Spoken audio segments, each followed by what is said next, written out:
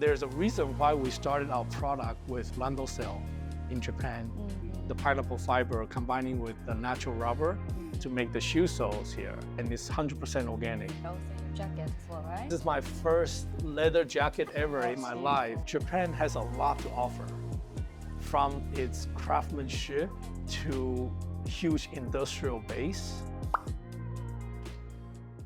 So my name is Jim. I grew up in the US and now I've been in Asia and Japan for about almost 20 years now. We love Japan. My wife is Japanese and our kids are raised here in Japan. We set up a company in 2022. Pure Lab was formed during that time.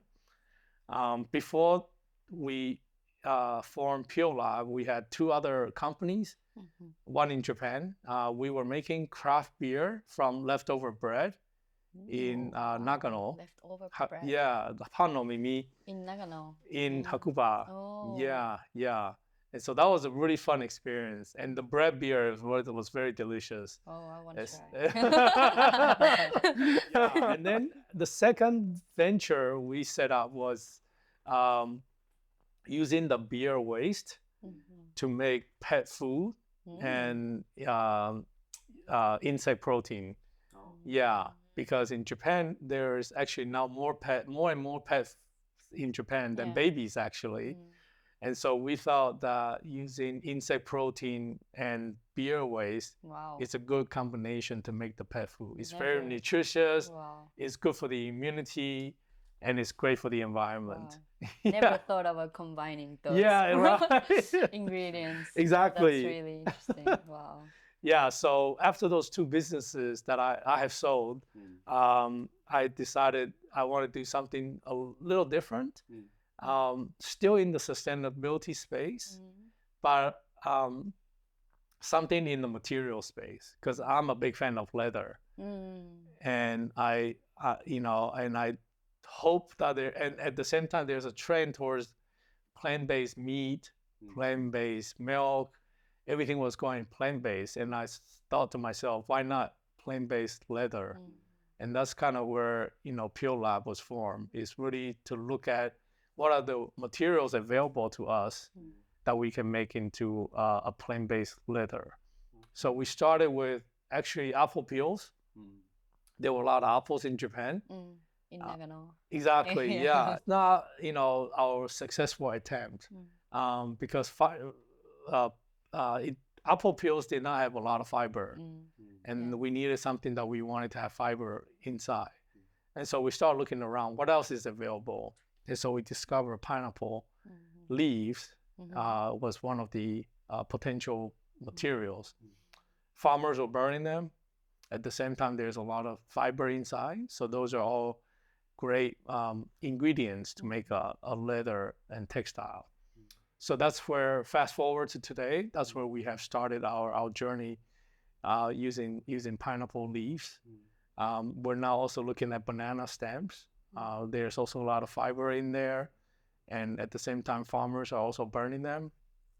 And so we wanted to utilize those agricultural waste material to help the farmers, but also help the environment and give consumers really a choice, right? We're not saying you have to use our material, but you have now at least a choice on the menu.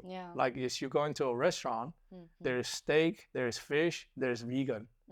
We just want to make sure our menu choice is there, right? Maybe someday you will feel like a vegan option, right? So that's our goal. What was the first reason that you wanted to go into sustainability? There's a huge focus in Japan, especially with the government talking about sustainability and living here. People are always conscious of our behavior. How do we, because there's that culture of mottainai. So we're always looking for ways to utilize the resources that we have, right? So when you're ingrained with that culture and that experience, this kind of reinforced me to think, what else can we do? And we want to take a step bigger and bolder to see what can we do in terms of innovation with the technology that we have. And so that's really what inspires me to kind of look into this industry. It's really at the cross section between industrialization, sustainability, and technology. Yeah, this hasn't really been done before, and I think Japan is a great place. Obviously, the adoption rate is very slow because Japan is very the pursuit for perfection and for quality, the highest quality, right? Doesn't always allow for innovation, for change, right? Because you're always looking for other people. And then when the technology is mature, then you will adopt the technology, right? So Japan, it may not be the best place, but it is a great place because once we are able to convince the customers that this is a great material, good for the environment, good for the price, good for the industry, they will stick with you for a long time. So the commitment, the trust with Japanese customers is very valuable. This is something I'm still learning, about the market here in Japan. I think Japanese customers are very educated on sustainability, and they're really looking for ways where they can put action as much as they can to improve, even in little ways that they can, right? And so this is really a platform for them to be a part of. There's a reason why we started our product with Randoseru in Japan, because Randoseru is for kids, only in Japan. Students, they learn about SDG in school. So how do you translate what you learn to something that you can be involved and use every day in your daily life, right? So we thought about connecting the dot and connecting the bridge, right, between what they're learning and with the school bag that they're carrying. At least they now know how to put something that they learn into a tangible way and put into really action, right? So Randoseru is one example, right? And so that's something, and obviously workshop is another one that we do with a lot of schools, universities, international schools as well. Through this workshop, we get to interact with students of all ages, actually. And they get to be very hands-on on the activities without boring them on the details of just sustainability. So we want to make it interactive and hands-on and something memorable that they can bring home and willing to share and share the story with other people, right? So we want that conversation to continue. And how do you do that? You do that through workshops, at least in our experience. This is a mini size of a Randoseru that we have created, because whenever we bring this overseas, the big size, people love it. People in Europe, they love it. People in the US, they love it. But it's really big. And sometimes it's not something they can use every day. So we decided, why don't we mini size it? And so now this becomes something that everyone, regardless of your age, your gender, anyone can use this bag. Not only primary school students. Exactly, right? So we use the Japanese design because we want to keep the Japanese tradition and Japanese design, but we want to modernize it for everyday use, right? Modernize it in terms of this style, but also modernize it in terms of our material. So we're using our material combining with the Japanese design for the markets, for the everyday market. Yeah, so you can put your phone in here, your lipsticks, napkins, whatever it is, all credit cards, everything is suitable and it's super light. So everyone can carry this. Can I bring? Yeah. Well, it's really light. Wow. And it's usually Randoseru is for like shoulder Yeah, type, but yes. this is more like Strap, exactly. Yeah, we made it a strap, and so that everyone can carry this. Yeah. So pretty. and you have these also made out of Yeah, so we are looking at other industries, such as the sports industry, where boxing glove is one of the applications. So we're looking to expand into as well. And so this is something that whoever is playing the boxing sports, Wow. it's a really good way to de-stress from your everyday Very work. cool. So we also made this, and then this is really something we want to expand into the sports industry, as well as the leisure market, right? So we're using the leather, obviously, is here, but we're also using the fiber, the pineapple fiber, combining with the natural rubber to make the shoe soles here. So this is a great pair of beach sandal.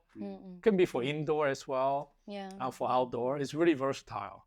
Yeah, and it's 100% organic. So it's really great. Also your jacket as well, right? Yeah, my jacket, my leather jacket, this is my first leather jacket ever in That's my life. beautiful. I never wanted to wear a leather jacket. I'm not a leather jacket guy, but I made one just with my leather just to show people. And I put Pineapple. pineapple. I love it. So cute. So this is really my uniform. Mm. When I go on presentations or pitch or exhibitions, I make sure I put on my leather jacket because everybody always wants to see, what have you done? What can you do with the pineapple leather? Then you just show them, this is it. You show your jacket, you show your shoes, But show your bags. So the conversation can now move faster. yeah. When you show them things in person. And I think that's the great thing about this. if you are working at first in the finance area. Finance and sustainability are actually very much interrelated because in finance at the time I was moving capital, allocating capital to different businesses, right? And so now instead of allocating capital, I want to be able to be in the driver's seat and be in the action and using that capital to focus on sustainability. So that's really the big difference. Instead of a capital allocator, now I want to be a capital user, where I'm using the capital to drive for impact, right? So the things that I learned in finance are still very much applied. Cash flow management, right? Because if you don't have cash flow, if you don't survive, how can you support sustainability? Right? So you got to survive in order to support sustainability. So cash flow management is very important, right? Your supply chain management is also very important. We talk about going to new markets. Well, you need to understand what are the logistics supply chain issues involved, right? From all the way from upstream of the supply chain, where you have the pineapple farms, all the way down to manufacturing to consumers market, right? What does that supply chain look like, right? And then when we work with trade finance, with the banks, right? How does all that interrelate to running a business, right? So you always are interested in like doing the business by yourself, not only seeing the finance. Let's just say I wanted to make more impact, and I think if I want to be able to make more impact by being in the driver's seat. If I'm driving the business myself, instead of allocating capital for others to run their business, I drive more for impact by myself. I think that's the biggest difference. Yes. But I'm still passionate about helping other entrepreneurs because this space is so big, right? There's climate tech, carbon reduction, right? Definition of green tech is so broad. I want to be able to do my part, but I want to use my capital to help others to create an impact together. So I think that's the biggest difference that I'm making here. And obviously, I want to lead by example, right? So, meaning I want to set an example for my kids to see what I'm doing, and they can imagine for themselves what they want to do with their life, right? So having a legacy is also very important. Can you teach us about like simple steps? Like how do you exactly manufacture from farmers to the B2B market? Yeah. So this is where I tell my students, I'm also a part-time professor in universities. Oh, really? Yeah, Oh. yeah. So I teach them about entrepreneurship. I always tell them, look at the problem set, right? How big is your problem, and how do you define that problem, right? So the problem, for example, at Peel Lab, we're going after A is the food loss, because the farmers are burning these agri materials. Second of all, we are curing the animal cruelty, right? Now we can have leather without killing animals. Third, the environment. If we're not burning the leaves, that means we're reducing our CO2 footprint, which is great. So define your problem set and understanding how big is that problem set. From there, you come up with a solution to go after the problems you want to solve.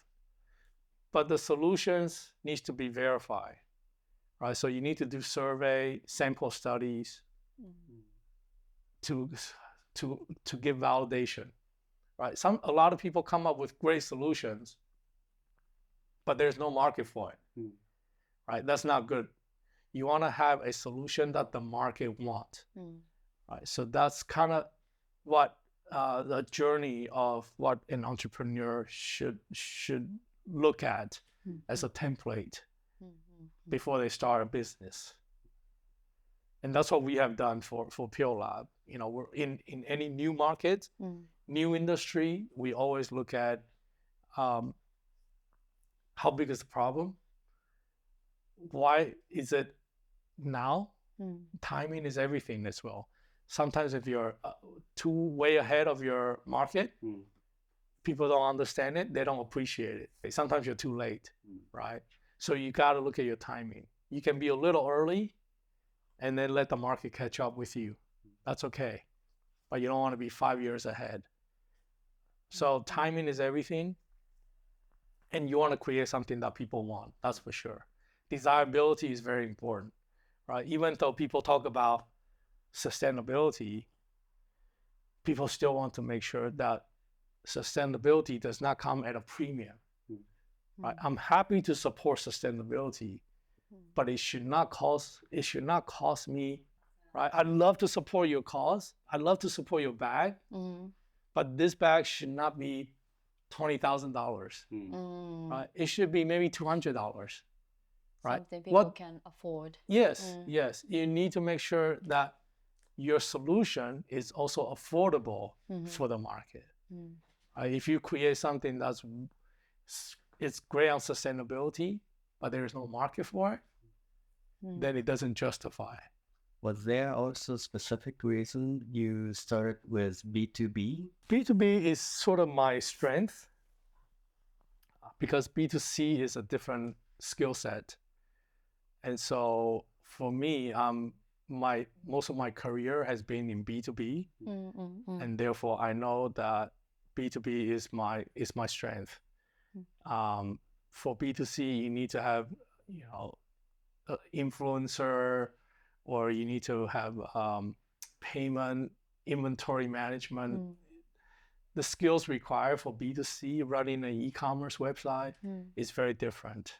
Versus B2B, we focus on manufacturing. Customers come to us with design, then we make the products for them. So that's why, you want to leverage on your strength. So if you compare animal leather and synthetic leather, what's the strengths of Pure Lab leather? Yeah, so our leather is definitely stronger than animal leather. Compared to synthetic leather, I think we are at the same quality as a premium kind of synthetic leather, because synthetic leather comes in different grades. Some of them are PVC, which we don't use PVC at all. A lot of them are fossil fuel. We don't have any fossil fuel in our material. So our price will be more towards the premium grade of the synthetic leather, and the quality will be more similar to the synthetic leather at the premium, at the top grade, but definitely stronger than animal leather for sure. Yeah. So stronger than animal leather, but lighter and waterproof. Wow. Yeah. Because animal leather is very heavy. And there's a trend right now towards people want light stuff. Your bags are getting smaller, That's true. right? Yeah. Because you want to carry stuff that are fairly light, easy to carry, right? And so animal leather is really thick. And what the manufacturers do, they shave it off to make it thinner. Oh, So that's a lot of didn't waste. know. Right. A lot of waste. To produce animal leather, you're using at least 80 billion gallons of water a year, plus Lot. all the tanning. And then there's at least 80% of wastage on the animal hide. Whether it's too thick or there's a mosquito bite or scratches, you can't use it. So a lot of it is just going to a landfill. Yeah, it's very mottainai, I can tell you for sure. And if you go to a tanning factory, it's very polluted as well. Yeah, Also, the workers who are working in that industry. definitely. Because they're exposed to chemicals Yeah. all day, right? Imagine you have to make a leather beautiful. It's a piece of animal skin, but you make it beautiful, right? How do you do that? Well, you put in a lot of chemicals in there, right? So people working there are definitely exposed to risk of cancer and other types of illness. It seems like what you are doing is required of a lot of research and a lot of you got to go to the factory and farmers and a lot of research and try PVC cycles. Have you had the hardest part since you started P Lab? The hardest part, definitely R&D. We're always improving on our quality. So it's not set in stone where we're happy with the quality, we move on. No, the R&D on the improvement of quality is a constant progress. And so we're always looking for ways to improve on quality. The other thing that we're always doing is also looking for ways to scale, because people are always looking for price to be as low as possible, right? And so we need to improve the quality. At the same time, we need to scale up to keep the price competitive. Those are the two challenges that we have right now. Even when you master those two challenges, then you got to go out to the market and make sure that the market understands that what you're doing, so the adoption rate can be faster. So it's quality, scale, and adoption rate. Those are three things that, our business is facing. And I think a lot of the startups in the sustainability space will have the similar issues. It was very hard, I would say, especially as a pioneer in this field in Japan.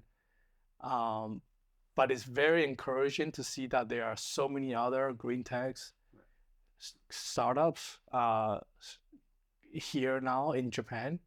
And so the ecosystem is growing, and it's growing at a very rapid pace, which is great. So we need more and more entrepreneurs coming to Japan or from Japan to start something in this space, and then take the technology and take the business model and scale it outside of Japan as well. Japan has a lot of resources here. The government has a lot of programs and subsidies for green tech startups on funding and support. So I think this is a really great place to. I would not be in any other place to start a green tech. To tackle the like programs, what are you doing like for that? We have scientists that are and researcher always looking at how do we improve on the quality, right? And so our leather has different types. Someone making bags versus shoes will get a different treatment on the leather, right? Because not all leather is created equal. So we make sure that we customize our leather based on the application you're gonna use. So that's the first thing that we're doing.